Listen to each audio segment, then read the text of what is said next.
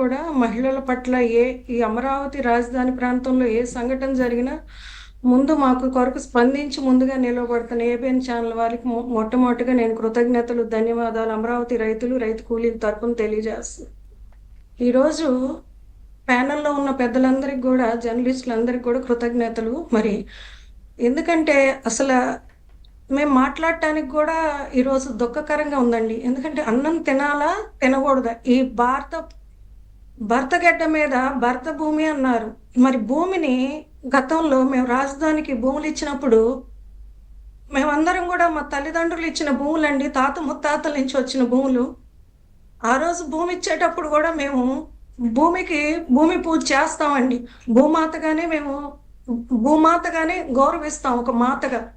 అలాంటిది ఆ రోజు భూమి ఇచ్చేటప్పుడు మేమందరం కూడా అన్ని జిల్లాల వాళ్ళు, రాష్ట్రము దేశము గర్వించదగ్గ రాజధాని కట్టబడుతుంది, ఇది మనకి ఆంధ్ర రాష్ట్రానికి ఒక గొప్ప రాజధాని ఏర్పడుతుందని ఒక మంచి సంకల్పం ఉన్న నాయకుడు వచ్చి ముందుగా అడిగారు.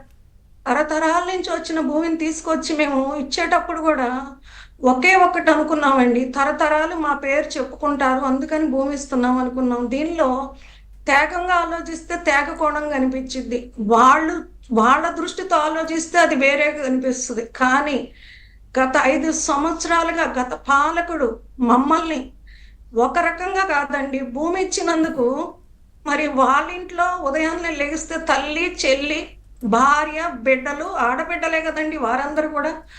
మరి మమ్మల్ని ఆ రోజు భూమి ఇచ్చిన మొదటి రోజు, మరి ఉద్యమంలో మొదటి రోజేమో భూమి ఇచ్చినప్పుడేమో పొగిడారు, అసలు మీరంతా గొప్పవారని చెప్పారు, ఈ ప్రాంతంలోనే నేను ఉంటున్నాను, ఇదే రాజధాని అని నమ్మబలికారు. తర్వాత అధికారంలోకి వచ్చిన తర్వాత 3 రాజధానుల పేరుతో వారు మమ్మల్ని మోసం చేసినప్పుడు ఏ రోజు బయటికి రానివాళ్ళమండి. కనీసం మా ఇంట్లో వస్తువులు పోతేనే మేము పోలీస్ స్టేషన్కి వెళ్ళి కంప్లైంట్ ఇవ్వము. అంత మర్యాదగా జీవించే కుటుంబాలు. రైతువారి కుటుంబాలంటే వారికి ఎందుకు చులకన భావం కలిగిందో నాకైతే తెలియదు, కానీ రైతువారి అంటే 10 మందికి అన్నం పెట్టే మనసున్న వాళ్ళం అండి మేము. అటువంటిది వారు మరి మమ్మల్ని ఆ రోజు భర్తలు భార్యలను అడ్డం పెట్టుకొని వ్యాపారం చేస్తున్నారు అన్నప్పుడు చచ్చిపోయామండి.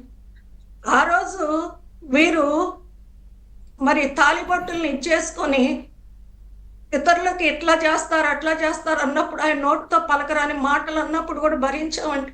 అయితే ముందు ఉద్యమంలో ఇంకా ఈ 4 రోజుల్లో తేలిద్ది మరి నాయకుడు మనసు మారిద్ది. ఎందుకంటే మేము తల్లులు లాంటి వాళ్ళవే కదా, మేము మా బిడ్డల భవిష్యత్తు ఆలోచించకుండా ఆ రోజు భూమి ఇచ్చాం.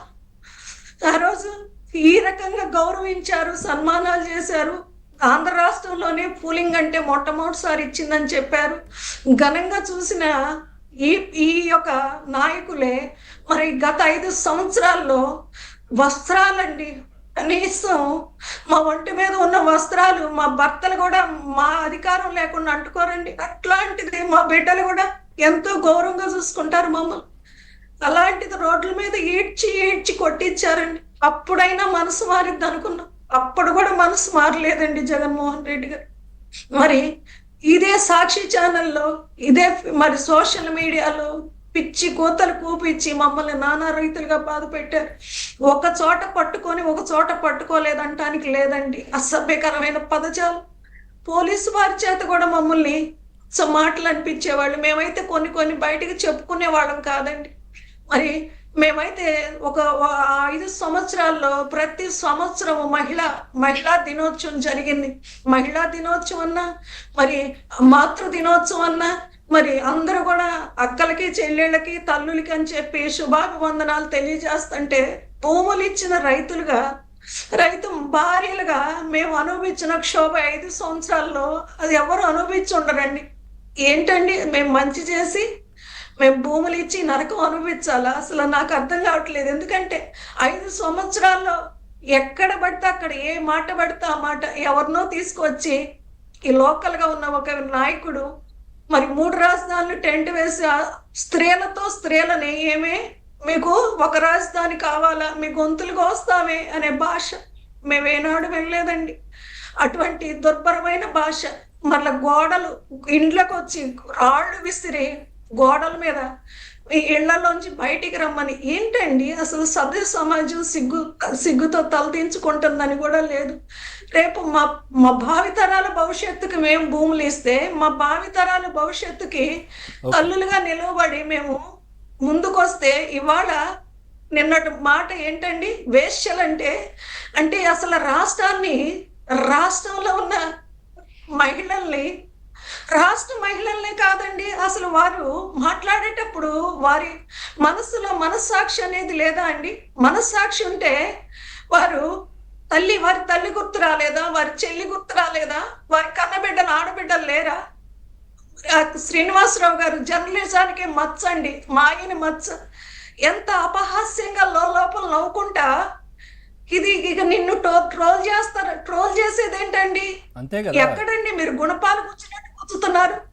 తల్లి రొమ్ము పాలు తాగి తల్లినే తంతున్నారంటే ఆ భాష ఎవరు వాడతారండి? నిజంగా ఈ నిన్నటి భాష నుంచి ఎవరైనా మీరు వాడతారా? పడుతున్న ఆవేదన కావచ్చు, ఇవన్నీ కూడా చూస్తా ఉన్నాం. మాట్లాడినటువంటి బయట మీరు మాట్లాడినటువంటి అంశం, అక్కడ ఉన్న ఆ ప్రాంత రైతులు మాట్లాడుతున్నటువంటి అంశాలు, వాళ్ళ ఆవేదన నిజంగా కూడా అంటే ఇంతకాలం దెబ్బలు తిన్నారు, తర్వాత పోలీస్ స్టేషన్లకు వెళ్ళారు, కేసులు పెట్టించుకున్నారు, ఎన్నో చిత్రహింసలు పడ్డారు. ఇట్లాంటి అవమానం మాత్రం ఇప్పుడు ఎదురవుతోంది. ఇట్లాంటిది ఇంకా కూడా.